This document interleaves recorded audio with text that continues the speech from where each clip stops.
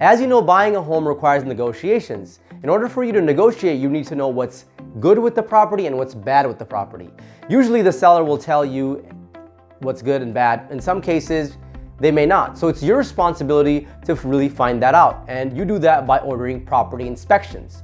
And what I've noticed in my experience and a lot with my clients is it can be very confusing and tedious to look at these property inspections. A lot of the times my clients have a tough time in figuring out what they need to do. So in this video, I will be sharing with you tips that will allow you to cut out the fluff and easily be able to look and understand these reports and know exactly what are some good things that you should bring up to the negotiation table. So there are three main property inspection reports in a transaction. Number one is the property inspection report. This report is an overall inspection report of the property. Here are some things that you should not be worrying about. Number one, well, I shouldn't be numbering these because there's so many of them. So you should not be worrying about, is there paint chipped on the wall? Is the socket that you're gonna plug your outlet in, is it half broken? Is the water in the sink for the plumbing, is the warm and the cold switched out? What else? Is the roof, there's a little scratch on the roof, is the paint scratched on the walls? These are things that you should not be worrying about on these reports. Now, you can worry about them if they want to, this is completely subjective. But I'm telling you, in this hyper-competitive market, if you have a bidding war going on, your offer is probably not gonna get accepted if you're worrying about these little things. Now, what you should be worrying about is plumbing, foundation, and you want to really see if the air conditioning, water heater, and those things are functioning. So plumbing, what you want to worry about in plumbing is the plumbing on the bottom of the house requires to be changed? Like, for example, do you need to pull the tub out and change the brass piping underneath the tub? Those are some major expenses that you need to look at. So you need to look at the dollar amounts in this. That will really help you figure out what's important and what's not. Number two is the foundation. Now, a foundation can last you almost 100 years. So if you're looking at a 40-year property, it is not likely that there's gonna be foundational problems. But in any case, if the inspector goes in the crawl space, which he should, and he looks at a foundational slab that's on the bottom of the house and it has big, huge vertical cracks, now that's a red flag. So you need to probably get a structural engineer to come out there and inspect that, but that's really unlikely to happen. Now, if there's little scratches or little cracks on the driveway or in the garage or in the back on the side of the house, those are things that are expected in an older house, and it's natural for the concrete to expand and contract. So that's all natural. Now, if the heating system and all that's functional, you should not fuss about that.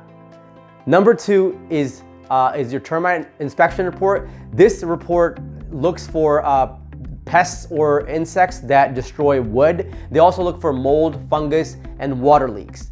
So the good way and easy way to look at this inspection report, or the best way actually to look at the inspection report, is go all the way to the bottom of the report and look for Section 1 repairs. Section 1 repairs are repairs that are the most dangerous repairs, and not dangerous is not the right word, the repairs that are gonna have the most impact on your wallet. So you see what I'm saying. So go to those reports, and they're probably gonna destroy the house more than the Section 2 or Section 3 or Section 4. So look at those reports first. And it's all subjective what you wanna do, but you definitely wanna be able to, the Section 1 report, Section 1 repairs are repairs that you really wanna bring to the negotiation table. Now, for example, if you're buying a $1 million house, and if you look at the overall inspection report, and look at the bottom, and the bid says $3,500 for all the reports, all the damages on the inspection report, well, then you really want to have to make a decision, like, are you going to argue or bring that, are you going to really negotiate that in that transaction?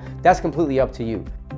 Number three is your roof report, which is self-explanatory. This guy goes on top of your roof, looks at what's wrong with the roof. Does it need repairs? Does it need to be completely changed? So again, the best way to look at this one is go to the bottom of this report and see the dollar amount first and see where it's at. Because here in the area, for you to replace a shingle roof on a 3,000 square foot house, it's gonna cost you anywhere from $10,000 to $12,000.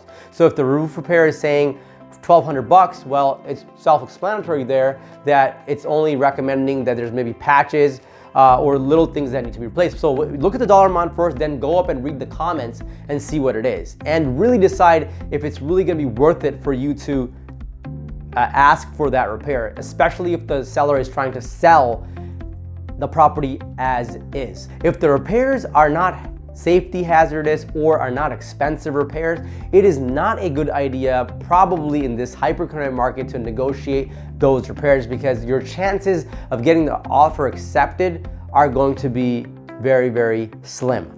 So it's really, I'm not saying, like I have mentioned to you, this is all subjective. I'm not saying be oblivious to all this. Yes, it's your job, it's your responsibility to know what's exactly wrong or right with the house, but be alert, be smart, and analyze these reports in the right way, and see what these repairs, how much impact do they have on the value of the house and impact they have on your wallet. And don't sweat the little stuff, because by doing that, you're really going to increase your chances of getting your offer accepted, because in today's hyper-competitive market, every seller is looking for terms that are reasonable and attractive. So you want to be in that bracket if you're trying to get an offer accepted.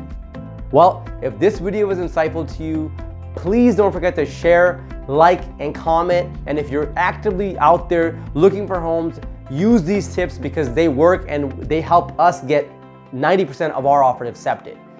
Again, guys, this is Karan Singh from Optimal Homes. Until next time.